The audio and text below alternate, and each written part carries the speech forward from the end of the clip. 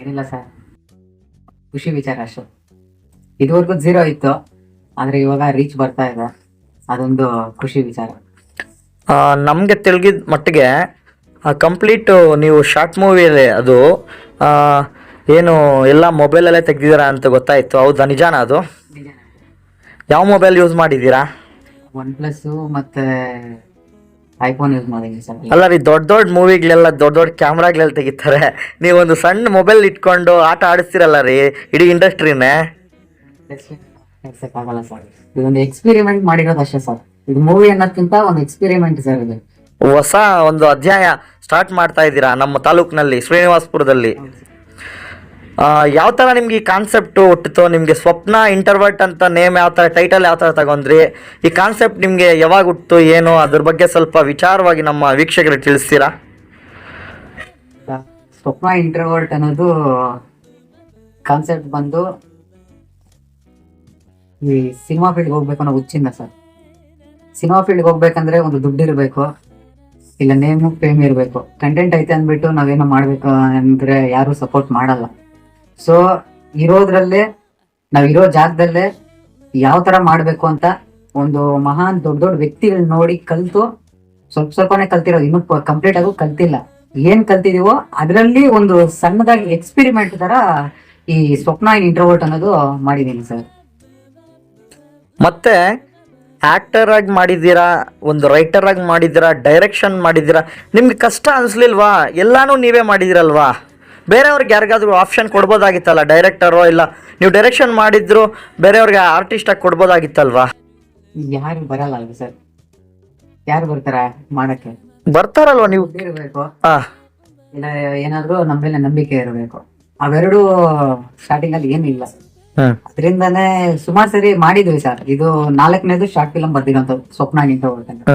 First singles world ಅಂತ ನೀವು ಮಾಡ್ತಾ ಇರೋದೇ 4ನೇ ಶಾರ್ಟ್ ಫಿಲಮ್. 4ನೇ ಶಾರ್ಟ್ ಫಿಲಂ ಅಂದ್ರೆ ಸ್ಕ್ರೀನ್ ಮೇಲೆ ತಂದಿರೋದು ಇದು 4ನೇ ಶಾರ್ಟ್ ಫಿಲಂ. ಮೊದ್ಲು 3 ಬರ್ದಿದ್ದೀನಿ ಶಾರ್ಟ್ ಫಿಲಂ. ಬರೆದು ಅದು ಆಚೆ ಬರ್ಲಿಲ್ಲ. ಬರ್ದಿದ್ದೀನಿ, ಬಟ್ ಸ್ಕ್ರೀನ್ ಶೂಟ್ ವರ್ಗೂ ಹೋಗಿಲ್ಲ. ಕಾರಣ ಏನಂದ್ರೆ ಅದು ಬರ್ದಿದ್ದು ಯಾವ ತರ ಅಂದ್ರೆ ಸೇಮ್ ಅದು ಒಂದು ಎಕ್ಸ್ಪೆರಿಮೆಂಟ್ ತರನೇ. ಯಾರ ಜೊತೆಯಲ್ಲಿ ಇರ್ತಾರೋ ಫ್ರೆಂಡ್ಸ್ ಎಲ್ಲ ಇರ್ತಾರಲ್ವಾ, ಅವ್ರು ನೋಡ್ಕೊಂಡು ಮಗ ಮಾಡೋಣ, ನೀನು ರಿಯಾಲಿಟಿ ತರನೇ ಅವ್ನು ಯಾವ ತರ ಆಕ್ಟ್ ಮಾಡ್ತಾ ಇರ್ತಾನೋ, ಅವ್ನು ಯಾವ ತರ ಇರ್ತಾನೋ ಅದೇ ತರ ಮಾಡೋಣ ಅಂತ ಯಾರ್ಯಾರು ನೋಡ್ಕೊಂಡು ಅವ್ರು ನೋಡಿ ಸ್ಟೋರಿ ಬರ್ದಿದ್ದೆ. ಬಟ್ ಸ್ಟೋರಿ ಎಲ್ಲ ಬರೀತೀನಿ ರಾತ್ರಿನೇ, ಮಾರ್ನಿಂಗ್ ಹೋಗಿ ಅವ್ರ ಹತ್ರ ಹೇಳ್ತೀನಿ. ಅವರು ಚೆನ್ನಾಗಿದೆ ಅಂತ ಎಂಜಾಯ್ ಮಾಡ್ತಾರೆ. ಬಟ್ ನೆಕ್ಸ್ಟ್ ಡೇ ಇಂದ ಮಗ ಎಲ್ಲ ಸೆಟ್ ಎಲ್ಲ ರೆಡಿ ಮಾಡ್ಕೊಂಡಿರೋ, ಬಂದ್ ಆಕ್ಟ್ ಮಾಡ್ಕೊಟ್ಟು ಹೋಗ್ತೀನಿ ಅಂತ. ನೀವೆಲ್ಲ ರೆಡಿ ಮಾಡ್ಕೊಂಡಿದ್ದಾಗ ಅವರು ಶೂಟಿಗೆ ಬರ್ದೆ ನಿಮ್ಗೆ ಕೈ ಕೊಟ್ಟಿರೋದು ಇದೆ. ಎಷ್ಟಿರ್ಬೋದು ಆ ಥರ ನಿಮ್ಗೆ? 3 ಶಾರ್ಟ್ ಫಿಲ್ಮ್ ಆ ಥರ ಆಗಿದೆ. College friends, okay. ಇನ್ನೊಂದು ಗೌರ್ಮೆಂಟ್ ಕಾಲೇಜ್ ಫ್ರೆಂಡ್ಸ್ ಅಲ್ಲಿ ಕೆಲವರು ಆಲ್ರೆಡಿ ಮಾಡಿದ್ರು, ಅವ್ರು ನೋಡಿ ಮಾಡಿದ್ದೆ. ಇನ್ನೊಬ್ರು ನಮ್ ಕೊಲೀಗ್ಸ್ ಸೂಪರ್ ಆಗಿದ್ದಾರೆ, ಅವ್ರ ಬಾಡಿ ಎಲ್ಲ ಅವ್ರು ನೋಡ್ಕೊಂಡು IPL ಟೈಮ್ ಅಲ್ಲಿ IPL ಸಿಚುವೇಶನ್ಗೆ ತಕ್ಕಂಗೆ ಒಂದು ಬರ್ದಿದ್ದೆ. ಅವ್ರು ನಮ್ಮ ಆಫೀಸಲ್ಲಿ ಅಷ್ಟೊಂದು ನನ್ನ ಮೇಲೆ ನಂಬಿಕೆ ಇದೆ, ಅವರು ಸ್ವಲ್ಪ ಇದು ಅದನ್ನ ಹೋಲ್ಡ್ ಮಾಡಿದ್ರು. ಮತ್ತೆ ಇದೆಲ್ಲ ಆಗಲ್ಲ ಅಂದ್ಬಿಟ್ಟು ಸ್ಟೋರಿ ನನಗೆ ಯಾವ ತರ ಸೂಟೇಬಲ್ ಆಗುತ್ತೋ ಅದೇ ತರ ಮಾಡ್ಕೊಡೋಣ ಅಂತ ಟೈಮಲ್ಲಿ ಕೆಲವೊಂದು ಏನೇನು ಇನ್ಸಿಡೆಂಟ್ ನಡೀತಾ ಇತ್ತು ಆ ಇನ್ಸಿಡೆಂಟ್ನೇ ಚೂಸ್ ಮಾಡ್ಕೊಂಡು ಈ ಸ್ವಪ್ನ ಇಂಟ್ರೋವರ್ಟ್ ಅನ್ನೋದು ಮಾಡಿದೆ ಸರ್. ಹಾಗಾದ್ರೆ 3 ಶಾರ್ಟ್ ಫಿಲಮ್ಸು ಶೂಟಿಗೆ ಬಂದು ಆರ್ಟಿಸ್ಟ್ಗಳು ನಿಮ್ಗೆ ಕೈ ಕೊಟ್ಟು ನಿಂತೋಗಿದೆ. ಆರ್ಟಿಸ್ಟ್ಗಳು ಅನ್ನೋದಕ್ಕಿಂತ ಫ್ರೆಂಡ್ಸ್, ನಂದು ಫ್ರೆಂಡ್ಸ್ ಅಲ್ಲ, ಅವ್ರದೇನ್ ಪಾರ್ಟಿ ಇರಲ್ಲ, ಯಾರ್ದು ತಪ್ಪ ಇಲ್ಲ. ನಂದು ಅಷ್ಟೊಂದು ಕಾನ್ಫಿಡೆಂಟ್ ಲೆವೆಲ್ ಇದೆ, ಅಷ್ಟೊಂದು ₹1 ಖರ್ಚು ಮಾಡಕ್ಕೂ ಅವಾಗ ಆಗತ್ತೆ. ನಾನು ಹಿಂದೆ ಹೆಜ್ಜೆ ಹಾಕಿರೋದ್ರಿಂದ ಸ್ವಲ್ಪ ನಿಲ್ತು. ಅವಾಗ ನಾನು ಯಾವಾಗ ಹಿಂದೆ ಹೆಜ್ಜೆ ಹಾಕಿದ್ನೋ ಅವಾಗ ನಾನು ಯಾರ್ಯಾರು ಹೇಳ್ತೀನೋ ಅವ್ರಿಗೂ ನನ್ನ ಮೇಲೆ ನಂಬಿಕೆ ಇಲ್ದಿರ ಆತರ ಆಯ್ತು ಅಷ್ಟೇ. ಈಗ ಈ ಶಾರ್ಟ್ ಫಿಲಮ್ ಮಾಡಕ್ಕೆ ನಿಮ್ ದುಡ್ಡೆಲ್ಲ ಎಲ್ಲಿಂದ ಬರುತ್ತೆ? ಯಾರು ಸಪೋರ್ಟ್ ಮಾಡ್ತಾರೆ? 1 year ಇಂದ ಕೆಲಸ ಮಾಡ್ತಾ ಇದೀನಿ ಸರ್. ಏನ್ ಕೆಲಸ ಮಾಡ್ತೀರಾ ನೀವು? ಮೈಕ್ರೋ ಫೈನಾನ್ಸ್ ಅಲ್ಲಿ ಸಂಗಮ್ ಮ್ಯಾನೇಜರ್ ಸರ್. ಓಕೆ. ಹಾಗಾದ್ರೆ ನೀವು ಒಂದು ಸಣ್ಣ ಒಂದು ಕಂಪ್ನಿಯಲ್ಲಿ ಕೆಲಸ ಮಾಡ್ತಾ ಇದ್ದು ಅಲ್ಲಿ ಅಲ್ಪ ಸ್ವಲ್ಪ ಅವರ ಹಣದಲ್ಲಿ ನೀವು ಕೂಡಿಕೊಂಡು ಒಂದು ಶಾರ್ಟ್ ಫಿಲಮ್ ಮಾಡಕ್ಕೆ ಪ್ರಯತ್ನ ಪಟ್ಟು ಮಾಡಿದ್ದೀರಾ. ನಿಮ್ಮ ಎಜುಕೇಶನ್ ಏನು ಮಾಡಿಕೊಂಡಿದ್ದೀರಾ ಪವನ್ ಅವರೇ? ಅಂಡರ್ ಗ್ರಾಜುಯೇಷನ್ ಯಾವುದು ಸ್ಟ್ರೀಮ್? ಬಿಕಾಮ್ ಶ್ರೀನಿವಾಸಪುರದಲ್ಲೇ ಎಜುಕೇಶನ್ ಕಂಪ್ಲೀಟ್ ಮಾಡ್ಕೊಂಡಿದ್ದೀರಾ.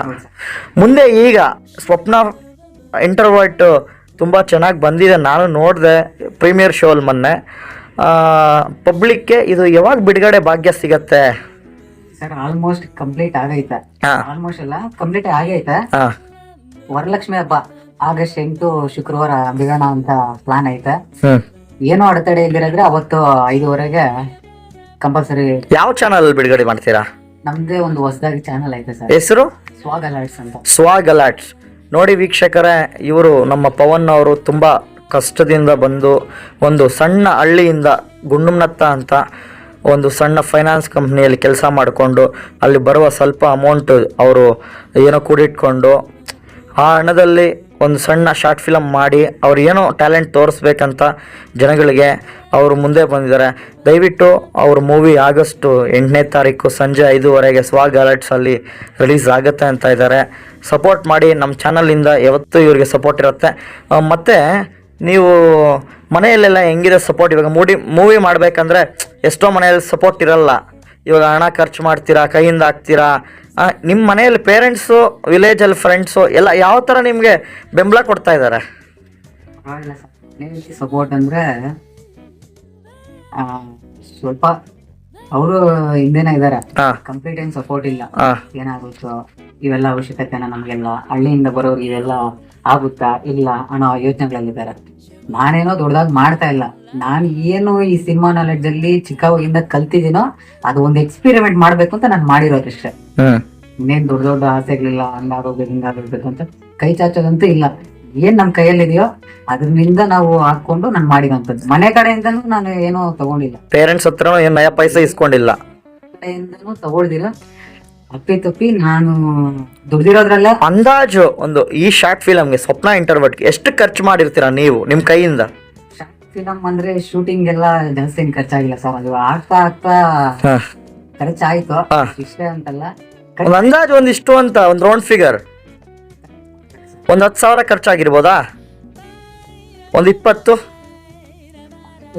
ಓಕೆ, ನೋಡ್ಬೇಕದು. ಇಷ್ಟೇ ಅಂತ ಏನಿಲ್ಲ, ಅದು ಡೇ ಬೈ ಡೇ ಇನ್ನ ರಿಲೀಸ್ ಆಗೋದು ಏನಾಗುತ್ತೆ ಮಾಡ್ಬೇಕು. ಸ್ವಪ್ನ ಅಂದಿದ ತಕ್ಷಣ ನಮ್ಮ ಆಡಿಯನ್ಸ್ಗೆ ಯಾರೋ ಒಳ್ಳೆ ಹೀರೋಯಿನ್ ಇಕ್ಕಿರ್ತಾರೆ ಸ್ವಪ್ನ ಅಂತ ಅವ್ರ ಭಾವನೆ ಬರುತ್ತೆ. ನೀವೇನು ಹೇಳ್ತೀರಾ? ಹೀರೋಯಿನ್ ಇದಾರಾ ಈ ಮೂವಿಯಲ್ಲಿ? ಸ್ವಪ್ನ ಇದಾರಾ ಹೀರೋಯಿನ್? ಸ್ವಪ್ನ ಅನ್ನೋರು ಇದಾರಾ? ಇದಾರೆ. ಇನ್ನ ಒಬ್ರು ನೇಮು ಕೇಳಿ ಬರುತ್ತೆ. ಹೀರೋಯಿನ್ ಅಂದ್ರೆ ಹುಡುಗಿ ನೇಮ್ ಕೇಳಿ ಬರುತ್ತೆ, ಹುಡುಗಿ ಇದರಲ್ಲಿ ಇಟ್ಟಿಲ್ಲ. ಕಾರಣ ಏನಂದ್ರೆ ಪಾರ್ಟ್ 1 ಮಾತ್ರ ಇದು ಇವಾಗ ಬಿಡುಗಡೆ ಆಗ್ತಾ ಇರೋದು. ಸ್ವಪ್ನ ಇಂಟ್ರವರ್ಟ್ ಅನ್ನೋದು ಇದು ಬಿಡುಗಡೆ ಮಾಡ್ತಾ ಇದೀನಿ. ಮುಂದೆಗೆ ಇನ್ನ ಹೊಸ ಇವಾಗ ಇದೇ ಶಾರ್ಟ್ ಫಿಲಮ್ ಅಲ್ಲಿ ಪಾರ್ಟ್ 2 ಏನಾದ್ರು ಪ್ಲಾನ್ ಮಾಡಿದ್ದೀರಾ? ಮುಂದೆ ಪ್ಲಾನ್ ಇದೆ. ಅಂದ್ರೆ ಸ್ವಪ್ನ ಇನ್ನ ಎಕ್ಸ್ಟ್ರಾವರ್ಟ್ ಅಂತ ಮಾಡ್ತಾ ಇದ್ದೀನಿ. Extrovert, introvert, extrovert. ಓಕೆ. ನೀವು ಪ್ಲೇಸಸ್ ಎಲ್ಲ ಯಾವ ತರ ಆಯ್ಕೆ ಮಾಡ್ಕೊಂಡಿದ್ರೆ? ಬೇರೆ ಡಿಸ್ಟ್ರಿಕ್ಟ್ಸ್, ಬೇರೆ ತಾಲೂಕೆಲ್ಲ ಹೋಗಿದ್ರಾ? ಅಂತದೇನಿಲ್ಲ ಸರ್, ಲೋಕಲ್ ಸಿನಿಮಾ ತಗ್ಗಟ್ಟು. ಮತ್ತೆ ಇನ್ನೊಂದೇನಂದ್ರೆ ಈ ಕತೆ ಯಾವ ತರ ಮೂಡ್ತು ಅನ್ನೋದಕ್ಕಿಂತ ಮುಂಚೆ ಪ್ಲೇಸ್ ನಾನು ಚೂಸ್ ಮಾಡ್ಕೊಂಡಿದ್ದೆ. ಓಕೆ, ಇಂಥ ಪ್ಲೇಸ್ ಅಲ್ಲೇ ಮಾಡ್ಬೇಕು ಅಂತ ಪ್ಲೇಸ್ ಚೂಸ್ ಮಾಡ್ಕೊಂಡ್ಮೇಲೆ ಕತೆ ಸೃಷ್ಟಿ ಆಯ್ತು. ಅದು ನನಗೆ ಪ್ಲಸ್ ಪಾಯಿಂಟ್ ಆಯ್ತು. ಒಂದು ಸಣ್ಣ ಸಣ್ಣ ಶಾರ್ಟ್ ಫಿಲ್ಮ್ಸ್ ಮಾಡ್ಬೇಕಂದ್ರೂ ಈಗ ತುಂಬಾ ನಮ್ಮ ಲಾ ಅಂಡ್ ಆರ್ಡರ್ ತುಂಬಾ ಸ್ಟ್ರಿಕ್ಟ್ ಇದೆ. ಎಲ್ಲೋ ಬೇರೆಯವ್ರಿಗೆ ತೊಂದರೆ ಆಗಬಾರ್ದು ಅಂತ ಒಂದು ಸಣ್ಣ ಸಣ್ಣ ಶಾರ್ಟ್ ಫಿಲಮ್ ಮಾಡೋರು ಕೂಡ ತೊಂದರೆಗಳು ಜಾಸ್ತಿ ಅನುಭವಿಸ್ತಾ ಇದ್ದಾರೆ. ನೀವು ಏನಾದರೂ ಪರ್ಮಿಷನ್ ತಗೊಂಡಿದ್ರೆ ಗೌರ್ಮೆಂಟಿಂದ, ಸ್ಟೇಷನಿಂದ ಆಗಲಿ ಇದ್ರ ಶಾರ್ಟ್ ಫಿಲಮ್ ಮಾಡೋ ನೀವು ಪ್ಲೇಸಸ್ಸಲ್ಲಿ ತೊಂದರೆ ಆಗಬಾರ್ದು ಅಂತ ಬೇರೆಯವ್ರಿಗೆ? ಅದು ಒಂದು ಫೇಮ್ ಇರೋ ಫಿಗರ್ ಅವ್ರಾದ್ರೆ ಪರ್ಮಿಷನ್ ಖಂಡಿತ ತಗೊಂಡ್ಬೇಕಾಗಿರುತ್ತೆ. ನಾನ್ ಯಾರು ಅಂತ ನನ್ ಸುತ್ತಮುತ್ತ ಇರೋರ್ಗೆ ಗೊತ್ತಿರಲ್ಲ. ಪರ್ಮಿಷನ್ ಏನು ತಗೊಳ್ಳೋ ಅವಶ್ಯಕತೆ ಇರಲ್ಲ. ಆರಾಮಾಗಿ ನಂದು ನ್ಯಾಚುರಲ್ ಹೋಗ್ ಬರೋ ದಾರಿಯಲ್ಲಿ ಮಾಡ್ತಾರೆ. ಕ್ಯಾಶುಯಲ್ ಆಗಿ ಸೆಲ್ಫಿ ಹೊಡ್ಕೊಳ್ತಾರೆ. ಹೋಗಿದ್ರೆ ಅಂತ ಜಾಗಗಳಲ್ಲಿ ನಾನು ಹೋಗಿರೋತ್ರ ಶೂಟ್ ಮಾಡ್ಕೊಂಡ್ ಬಂದಿರೋದಷ್ಟೇ ಸರ್. ಯಾಕಂದ್ರೆ ನಾನು ಯಾಕೆ ಹೇಳ್ತಾ ಇದ್ನಂದ್ರೆ ನಾಳೆ ಬೆಳಗ್ಗೆ ಅಲ್ಲೇನೋ ಹೆಚ್ಚು ಕಡಿಮೆ ಆದರೆ ನಿಮ್ಮ ಡೈರೆಕ್ಟರ್ ಆಗಿರ್ಬೋದು, ನಿಮ್ಮ ಪ್ರೊಡಕ್ಷನ್ ಡಿಪಾರ್ಟ್ಮೆಂಟ್ ಮೇಲೆ ನಾಳೆ ಬೆಳಗ್ಗೆ ಅದು ನಿಂದನೆ ಬರುತ್ತೆ. ಒಂದು ಸಣ್ಣ ಒಂದು ಅರ್ಜಿ ಕೊಟ್ರೆ ಅವ್ರು ನಿಮ್ಗೆ ಪರ್ಮಿಷನ್ ಗ್ರಾಂಟ್ ಮಾಡ್ತಾರಲ್ವಾ? ಬಟ್ ಅಷ್ಟೊಂದು ದೊಡ್ಡ ಲೆಂತ್ ಏನಿಲ್ಲ ಸರ್. ಯಾವ್ದೇ ಜಾಗದಲ್ಲಾದ್ರೂ 1/2 hour 1 hour ಇತ್ತು. ಶೂಟು ಏನು ಅಷ್ಟೊಂದು ಕಠಿಣವಾಗಿ ಏನಿರ್ಲಿಲ್ಲ, ಸುಲಭವಾಗಿ ಎಲ್ಲ. ರೈಲ್ವೆ ಸ್ಟೇಷನ್ ಅಲ್ಲೆಲ್ಲ ಮಾಡ್ಬೇಕಾದ್ರೆ ಪರ್ಮಿಷನ್ ಕಂಪಲ್ಸರಿ ತಗೋಬೇಕದು. ಕಡೆ ಎಲ್ಲ ಜಾಸ್ತಿ ಹೋಗಿಲ್ಲ, ಅಂತ ಪರ್ಮಿಷನ್ ತಗೊಳ್ಳೋಂತ ಕಡೆ ಎಲ್ಲ ಹೋಗಿಲ್ಲ. ನ್ಯಾಚುರಲ್ ಆಗಿ ನಮ್ಮ ಹಳ್ಳಿ ಕಡೆ, ತೋಟದ ಕಡೆ ಅಂತ ಕಡೆ ಎಲ್ಲ ನಾವು ಮಾಡಿ ಬಂದ. ಆ ಟ್ರೈಲರ್ ಅಲ್ಲಿ ನೋಡಿದೆ ನಿಮ್ ಫ್ರೆಂಡ್ ಒಬ್ರು ಒಂದು ಡೈಲಾಗ್ ಹೊಡಿತಾರೆ.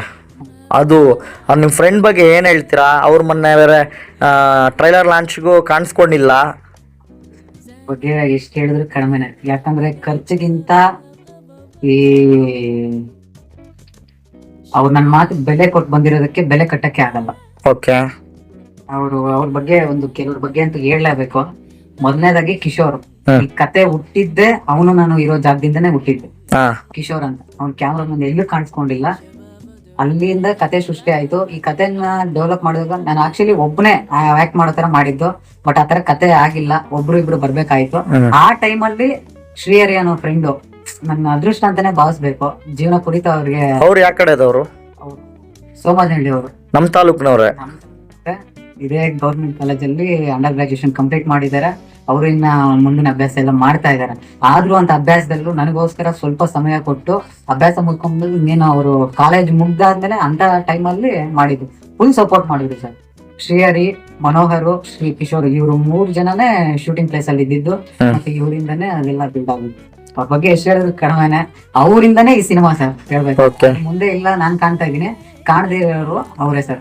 ನೀವ್ ಎಷ್ಟು ವರ್ಷದಿಂದ ಈ ತರ ಶಾರ್ಟ್ ಫಿಲ್ಮ್ಸ್ ಎಲ್ಲ ತೆಗಿತಾ ಇದ್ದೀರಾ, ಈ ಸ್ಟೋರೀಸ್ ಬರೋದಿಲ್ಲ ಸ್ಟಾರ್ಟ್ ಮಾಡಿದ್ರಿ? ಹೆಂಗೆ ಇನ್ಸ್ಪಿರೇಷನ್ ಯಾರು ನಿಮ್ಗೆ? ಏನು ಇನ್ಸ್ಪಿರೇಷನ್ ಅಂದ್ರೆ ಸಿನಿಮಾನ ಹುಚ್ಚು. ಹಾ ಆ ಹುಚ್ಚು ಇಂದ ನಾನು ಮಾಡ್ಬೇಕು ಸ್ಕೂಲ್ ಲೆವೆಲ್ ಅಲ್ಲೇ ಸಾಕು ಓದಿದ್ದು ಬಿಟ್ಟು ಹೊರಟೋಗೋಣ ಅನ್ಕೊಂಡಿದ್ದೆ, ಅಂದ್ರೆ ಸಿನಿಮಾ ಫೀಲ್ಡ್ ಕಡೆ.